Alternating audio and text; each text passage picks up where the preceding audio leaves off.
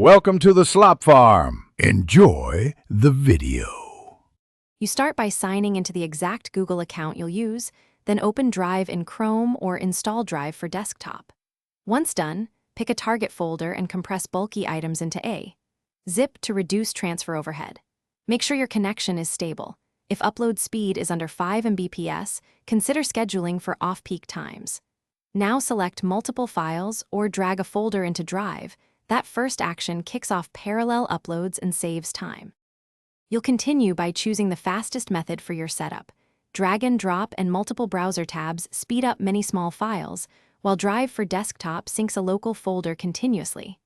Once active, prioritize folders so the most important files upload first. If a file exceeds size limits, split it or upload a compressed archive. Make sure to watch the upload progress bars. When you see stalled transfers, pause lower priority uploads so critical ones finish faster. You finish by confirming every file opened correctly and then set sharing permissions so collaborators can access what they need.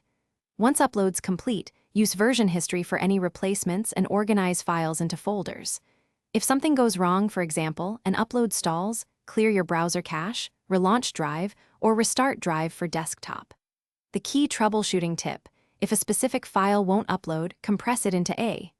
Zip and retry. That often resolves metadata. Thanks for watching. Consider subscribing if we helped you today.